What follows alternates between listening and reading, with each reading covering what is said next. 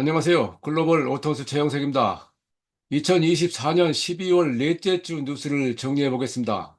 글로벌 오토스 웹사이트에 자세하게 소개되어 있는 것입니다만 그중에서 주목을 끌만한 뉴스들을 모아서 여러분께 소개해드리는 그런 코너입니다. 첫 번째는 혼다와 닛산에 관련 뉴스입니다. 이미 이와 관련 23일부터 두 회사는 합병을 논의하기 시작했고 2026년 8월 결정할 지주회사 설립하는 것을 목표로 논의를 진행 중입니다.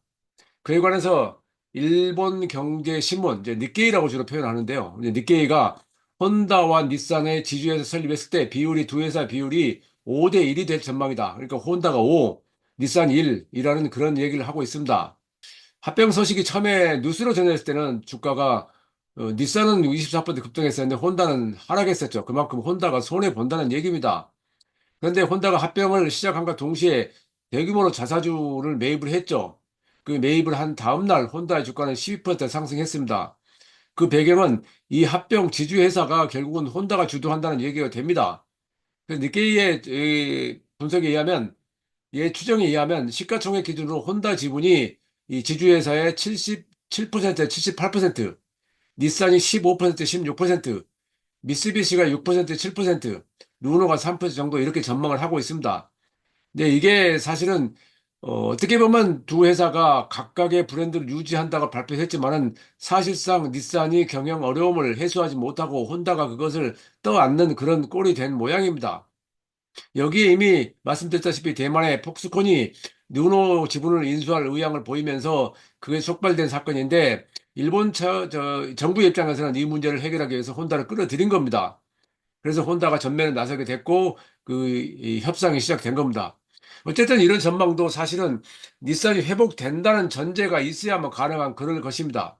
사실은 닛산은 여러 가지로 지금 미국 시장, 번거지라고 해서 미국 시장에서 부진하고 있고 중국 시장에서 이 생산 용량을 20% 줄이는 데 어려움을 겪고 있죠. 이 문제가 어떻게 될지는 앞으로 계속 지켜봐야 됩니다. 그냥 그렇게 될 것이다 라고 결론을 내려서는 안 됩니다. 그러니까 우리가 지금도 뭐 유튜브나 보면은 뭐 닛산 폭망, 혼다가 뭐 한다 800만 대 이런 수치를 이야기하는데 그건 지금 조금 섣부른 것들이고요. 그렇게 해서 플릭스는 올릴 수도 몰라도 실제로 짚지 못하는 그런 내용입니다. 두 번째는 일본 승용차 8사. 말씀드렸지만 일본은 자동차 회사가 13개가 있는데 그중에 승용차 생산회사 8개입니다. 그 승용차 8사가 올해 11월 글로벌 생산, 판매가 아니라 생산이 11% 감소했습니다. 이건 7개월 연속 감소한 겁니다. 이게 11% 감소해서 208만 9천 대 정도를 생산했는데 토요타가 6% 감소. 이게 10개월 연속 감소한 겁니다. 혼다는 20% 감소. 이건 4개월 만에, 4개월 연속 감소한 거고요. 닛산은 14% 감소. 그러니까 6개월 연속 감소한 겁니다. 그러니까 제가 자동차 기자를 하면서 일본 자동차 회사들이 이렇게 장기간 생산이 줄어든 것은 본 기억이 지금까지는 없습니다. 중국 시장에서 특히 이제 어려움을 겪고 있는데 토요타는 생산이 7% 증가했습니다. 하이브리드 효과를 봤죠. 근데 혼다는 38% 감소했고 닛산도 26% 감소했습니다. 이게 일본 내수에서도 판매가 혼다는 16% 감소, 닛산은 미국 시장, 주력인 미국 시장 31% 감소한 게 이런 전체적인 흐름에 큰 영향을 미쳤는데 특이한 것은 토요타가 렉서스를 포함해서 11월 글로벌 판매 대수 2% 증가했습니다. 그러니까 그래도 토요타는 여전히 탄탄하게 자기 자리를 지키고 있다 이렇게 볼 수가 있겠습니다. 그러나 뭐 부문적으로 여기서 볼 수 있는 것은 지금 우리가 흔히 말하는 전통적인 자동차 회사들이 미래에 살아남기 위해서 무엇을 해야 되는지 상당히 어려움에 처해 있고 그 상황에서 그런 것을 밀어붙이게 된 배경이 세계 시장에서 판매 감소라는 겁니다. 이 판매 감소도 시장에 따라 다르겠지만은 여러 가지 이유가 있겠지만은 전기차 전략 부재도 있을 것이고 또 포트폴리오의 차이도 있을 것이고 합니다만은 어쨌든 어려움을 겪고 있는 것은 전 세계 모든 자동차 회사 마찬가지입니다. 세 번째는 베트남의 전기차에서 빈페스트가 이 품질 문제로 지금 구설수에 올랐습니다. BBC가 보도한 건데요. 빈페스트의 그 하자르 댄니라고 하는 엔지니어가 회사에다가 서스펜션 부품 문제를 제기한 후 해고됐답니다. 근데 그는 나와서 이 빈페스트가 출시 일정하고 속도를 우선시하면서 제품 개발 과정에서 심각한 문제를 간과하고 있다라고 지적을 하고 나선 것입니다.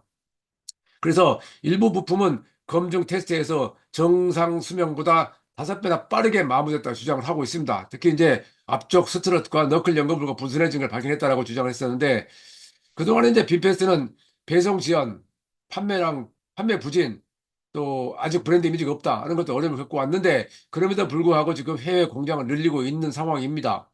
빈그룹에서 대대적으로 투자해서 지금 백색가전 분야에서 손을 보면서 자동차에 투자를 하고 있는데 이렇게 이 문제가 발생한 것이 앞으로 어떤 결과를 낼지는 지켜봐야 될 것 같습니다. 상당히 지금 우려스러운 상황입니다. 네 번째는 중국의 소규모 전기차 스타트업들이 속속 퇴출되고 있다. 여러 번 말씀드린 기억이 나는데 중국의 자동차가 몇 개 있는지 모릅니다. 그리고 지금은 중국은 자동차뿐만 아니라 모든 공산품이 과잉 생산에 시달리고 있습니다. 더불어 그건 전기차 업체 난립이란 그 구조적 문제도 역시 부상하고 있죠. 참고로 올해 11월까지 11개월 동안 중국산 신에너지차의 글로벌 도매 판매 전년 동기 대비 36% 증가해서 1126만 대, 전체 승용차 판매, 중국차 판매의 절반가량이 다 돼갑니다. 그 전체 이 성장률은 플러그인 하이브리드하고 배터리 전기차가 주도하고 있는데 지금은 상황이 플러그인 하이브리드 증가율이 훨씬 높습니다. 그러나 전체 판매 대수는 배터리 전기차가 15%밖에 증가하지 않았지만 613만 대로 85%나 증가한 플러그인 하이브리드의 451만 대보다 아직은 많습니다. 그러니까 판매 대수가 많은 상황에서 증가율 비율이 떨어지고 당연한 것이고 그런 것들이 지금 현 상황을 나타내고 있다 말씀드리고 드릴 수 있겠습니다. 근데 어쨌든 그 스타트업 중에서 네타 브랜드도 그동안은 저 여러 가지 이야기를 끌었습니다만 올해 판매가 9만 대로 부진했고요. WM 모터스, 하이파이, 바이톤, 휴먼 화이즈 이 외에도 여러 개의 배터리 전기차 스타트업들이 이미 파산했습니다. 중국 내 배터리 전기차 회사가 약 200개에 달할 것으로 추정하고 있습니다. 추정입니다. 아무도 모릅니다. 근데 그중에서 지금 상당히 많은 회사가 떨어져 나가고 있고 일부에서는 이게 아마 뭐 7, 80%는 없어져야 된다라는 이야기를 하고 있습니다. 그것이 이제 당연할 것이라 생각하는데 그건 과거에 내연기관 시대에도 마찬가지였습니다. 그때도 2010년경인가요? 300개가 넘는다는 이야기 있었고 공식적으로 134개 했었는데 그게 이제 줄어들 것이다. 합병해야 된다. 라고 이야기 나왔었는데 아직까지 안 되고 있습니다. 중국 전기차가 세계로 뻗어나가고 있는 건 분명한 사실입니다만은 이 문제를 어떻게 해결에 따라서 미래가 달라질 수 있다. 이렇게 생각을 합니다. 다섯 번째는 중국의 배터리 업체 CATL이 내연기관차보다 안전한 스케이트보드 셰시, 이게 베드락 셰시라고 그럽니다. 이걸 출시했습니다. 그러니까 배터리 전기차 회사가 전기차 플랫폼을 개발해서 내놓은 겁니다. 이게 이제 이 스케이트보드라는 개념은 제가 2002년에 처음에 디트로이트 모터쇼 갔을 때 GM이 공개한 겁니다. 이게 아래쪽에 스케이트처럼 셋을 만들고 그 위쪽에 그 차체는 그 세단이든 외건이든 SUV든 뭐든지 원하는 대로 바꿔서 뭐 올릴 수 있다 그런 개념을 시작했었는데 이번에 그것을 기반으로 한 스케이트보드 셋이 베드락 사실을 CATL이 내는 겁니다. 이게 기본 중심은 내연기관차보다 안전한 단계에 비중을 두고 있는데 중국에서 시속 120km 속도에서 정면 충돌 테스트를 하는 장면을 영상을 공개하기도 했습니다. 시애틀은 이에 대해서 기존 세시가 흡수하는 에너지 양 65%를 훨씬 뛰어넘는 85% 에너지 흡수를 기록했다라고 주장을 했습니다. 더불어서 더 강조한 것은 양산 기간을 기존의 36개월 이상에서 12개월, 12개월 내지 18개월 단축할 수 있다. 이제 중국에 지금 여기서 무서운 게 속도라는 겁니다. 이건 다른 모든 공사와 마찬가지인데요. 이 속도를 과연 누가 감당할 수 있을까? 전 세계 모든 자동차 회사들 지금 이런 정도로 감당할 수 있는 회사는 없습니다. 당장에는 없습니다. 중국을 빼놓고는요. 이게 상당히 압박을 하고 있는 거고 거기에다가 가격까지 낮춰서 만들어내기 때문에 글로벌 회사들이 지금 제휴를 하고 있고 합병을 하고 있고 그런 상황입니다. 어쨌든 시애틀은 이 기계적으로 그 하드웨어하고 소프트웨어를 완전히 구분해서 디커플링해서 레벨 4나 레벨 3의 스마트카 주행 기능도 지원한다 이렇게 주장을 하고 있고 궁극적으로는 내연기관차보다 전기차가 더 안전하다 하는 것을 입증할 것이라고 하고 있습니다. CATL은 이거 말고도 배터리에서도 상당히 많은 기술적인 발전을 이루어왔고 여러 가지 그 신기술을 내놓고 있는데 그런 면에서 그동안 그 글로벌 배터리 시장을 양분해 왔다고 여기에져 왔던 중국과 한국이 지금은 점점 더 그 격차가 벌어지고 있는 것인데 배터리뿐만 아니고 또 그 배터리를 바탕으로 자동차 셰시까지 진출한다. 이건 지금 하드웨어고요. 그러면 소프트웨어까지 진출할 수 있다. 그런 예측도 가능하겠습니다. 상당히 무섭습니다. 그리고 여섯 번째는 전기차 운전자 협회의 글로벌 연합이 있습니다. 글로벌 EV 드라이버 얼라이언스라고 지금 38개국 회원국인데 거기에서 설문조사를 발표했는데 18개국 2만 3천 명 정도의 응답자를 대상으로 전기차 사용자에 대해서 다음 차를 무엇으로 고를 것인가 하는 질문을 했는데 그중에서 92%가 전기차로 또 사겠다라고 답했고요. 내연기관차 돌아가겠다 1%, 플러그인 하이브리드를 사겠다 4%로 나타났습니다. 이렇게 된 배경에 대해서 가장 중요한 동기로는 낮은 운영 비용을 들었습니다. 그러니까 연료비가 안 든다는 얘기죠. 그리고 환경적인 이점을 들었고요. 또 단점은 여전히 충전 인프라가 부족하다. 또 고속 충전기를 제대로 사용할 수가 없다. 충전 시간이 길다. 그리고 고속 충전소의 잦은 가동 중지가 문제다. 이런 지적을 하고 있습니다. 이제 지금 전기차 판매를 약간 그 대수를 짚어보면 로모션이라는 회사가 시장조사에서 발표한 바에 따르면 올해 11월 배터리 전기차하고 플러그인 하이브리드 전기차 이거 그냥 우리가 이 일부 언론에서 그냥 EV로 표현하는데요. 작년 대비 32% 증가한 183만 대. 그중에서 중국이 127만 대. 그러니까 전년 대비 중국은 50% 증가했죠. 유럽은 28만 대. 10월보다는 전년보다는 줄었지만 10월보다는 7.7% 증가했답니다.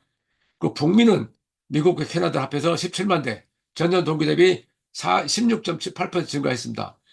예, 또 하나의 다른 데이터는 블룸버그 엔진퍼가 한 건데 2024년 전기차 판매가 전 세계 신차 판매의 20% 점유율을 보이고 있다. 이건 시장별로 차이가 많이 나긴 하지만 이런 추정을 하고 있습니다. 그래서 2023년 139만, 1390만 대에서 올해는 1670만 대로 증가할 것이라고 추정을 했습니다.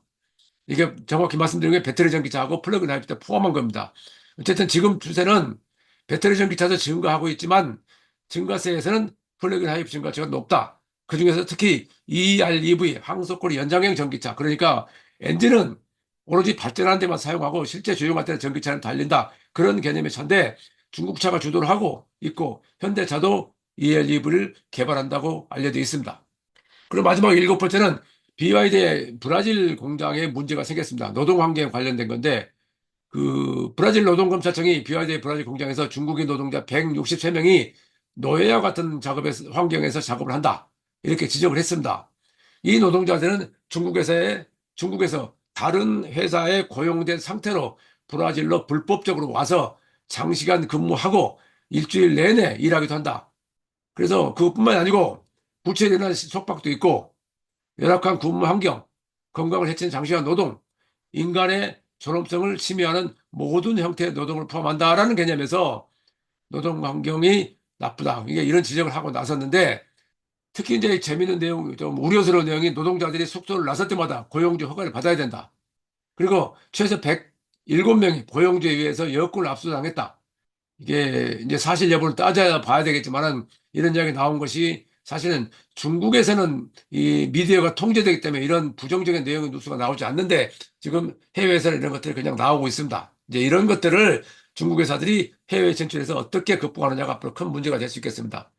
이에 대해서 BYD는 번역과 문화적 차이다라고 이야기를 하고 있고 관련 영상을 공개했는데 영상 속에 중국인 한 남성이 이곳에서 일할 수 있어서 정말 행복하다라는 말을 했습니다. 과연 그것이 자의적으로 한 것인지 저는 압박하게 한 것이 알 수가 없습니다. 이것도 해결해야 됩니다. 문제는 이 구체적인 내용들은 밝혀지겠지만은 중국 업체들이 해외로 나가면서 그동안 일치월장하기만 했던 문제들이 하나씩 다른 문제로 인해서 지적이 되면서 이제 도전에 직면할 수 있다라는 것을 보여주는 내용으로 앞으로 많이 주목을 해야 될 것 같습니다. 최영석의 글로벌 인사이트 다음 시간에 뵙겠습니다. 감사합니다. 구독과 좋아요 클릭 부탁드립니다.